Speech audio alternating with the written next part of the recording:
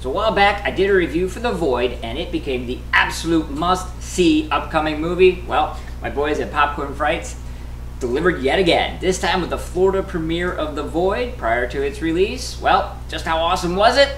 Stay tuned after the break.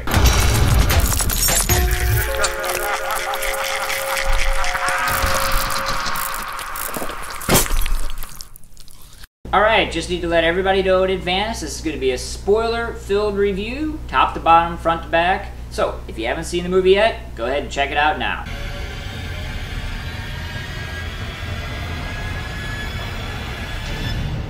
Alright, you're back! That means you've seen the film, so I don't want to hear anybody bitching and complaining about being spoiled. Alright, so there are actually a couple films out there called The Void, so let's go over the plot to make sure we're all on the same page here. The movie basically starts out with a small-town sheriff, Daniel Carter, played by actor Aaron Poole, sitting in his car, kind of fundamentally really doing nothing. He's a small-town sheriff, right? Then a gentleman sort of stumbles out in the road in front of him. He goes to check him out. He's all crunched over and completely jacked up medically. So he throws him back in the squad car and takes him to the nearest hospital, which is ostensibly where the rest of the film takes place and where we meet our cast and crew for the rest of the movie. While at the hospital, some crazy shit starts to go down, and not limited to a nice woman putting a scissors in a guy's eye that she had just used to cut her face off. Yeah, that's right, we start out with a bang on this one. He goes out to his squad car to basically call it in, you know, gotta do follow the old police procedure there. When he goes outside, though, that's when he meets the members of the Void. Who are these people in, like, some kind of white hoods, little black triangle? They don't talk, well, at all, really. And they get into a little fracas, and ultimately makes his way back into the hospital because they're really trying to keep him and the rest of the cast inside the hospital, where a figurative and literal descent into, not necessarily hell, but something far worse then begins. Alright, we're going to start things off with likes, and I'll admit there's a whole lot to love about this movie, so I'm just going to kind of hit, you know, a handful.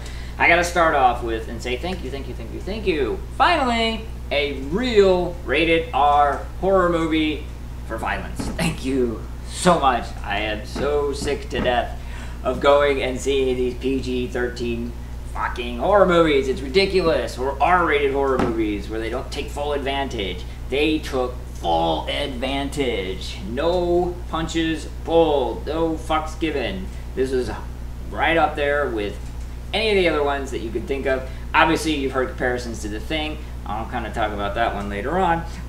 There are buckets of blood in this sucker. We're talking Evil Dead level.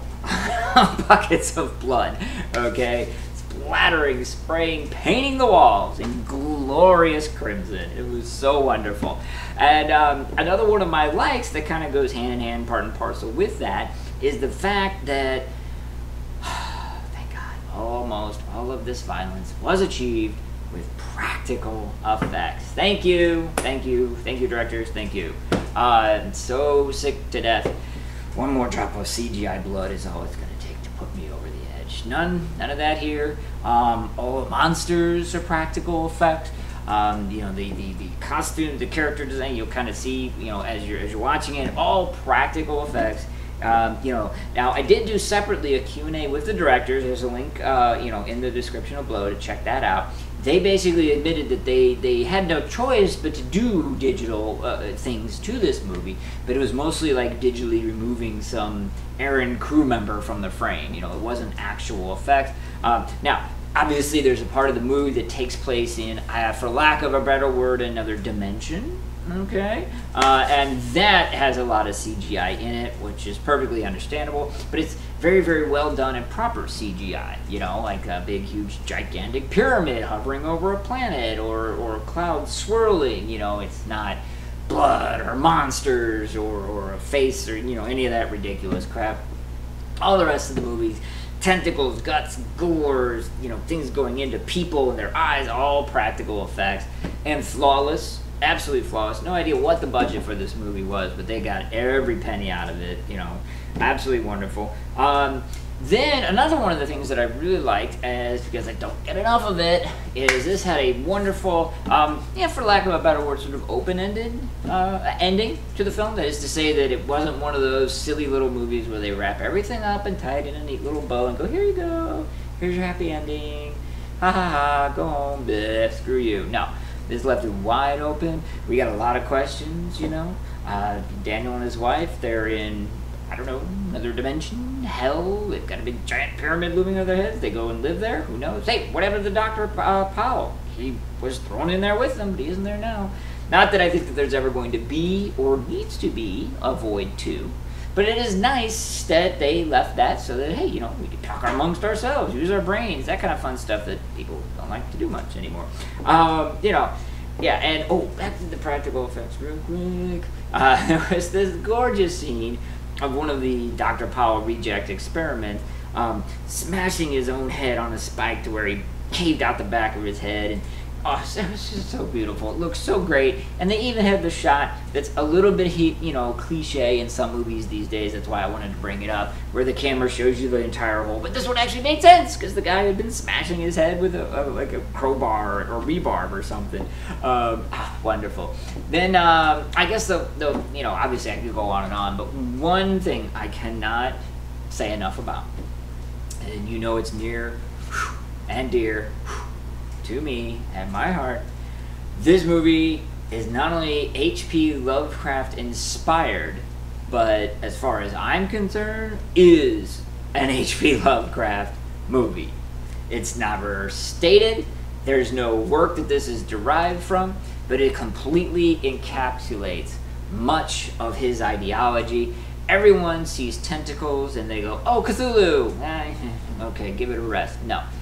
One of the major concepts of Lovecraft that I absolutely adore and love, that was totally covered in this, is the concept of the elders, the ancient ones that were here long before humanity's history, that are so inconceivably massive and cosmic that to human beings to even see them drives them instantly mentally insane. They are trapped in another dimension, and you know, Satan help us if they ever get through. Those aren't presented, but they do have the other world. They have the giant pyramid. Okay, they have the tentacles.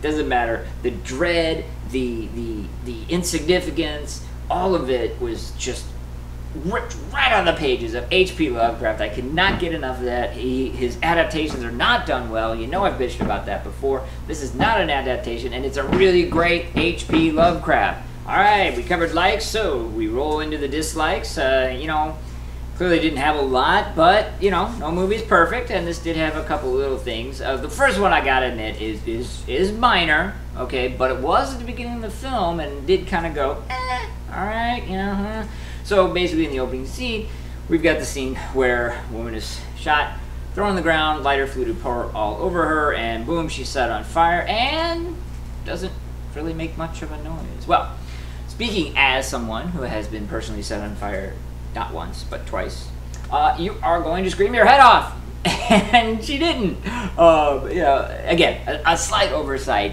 but one that just kind of ripped me out. The second one, though, is a bit more of a major gripe with me. Okay, at the end of the movie, you know, Maggie finally gives birth to the elder god, you know, meltable spawn with Dr.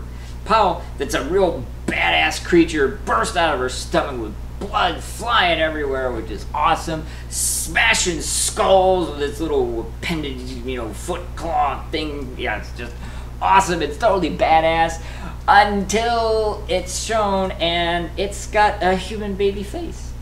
And like, I mean, seriously? No, sorry. You know, I don't want you to play this game where like, oh, it's part human. No. It is like this incomprehensibly powerful and awesome, you know, that I don't want to use demonic because, you know, that clearly this isn't hell, interdimensional, whatever you want to call it, force. It's going to be able to exert complete control over how that baby is formed, and it's not going to have a baby face, because the other part about that is it kind of took away from how menacing and terrifying and destructive that this thing is, even though, you know, it got crushed in a nice little Hellraiser throwback at the end with the walls closing in. Thank you so much for that Hellraiser talkback as well. Alright, so it is Pinhead time, and obviously I absolutely love the movie. There's no questions. My likes, I could go on and on and on. not a perfect movie. You know, my dislikes weren't major, but they were enough. Obviously, the 5 pinheads reserved for the absolute pinnacle of the peak. I don't give that very often. I'm afraid I'm not going to be able to give it in this case. I did dearly love the movie, however.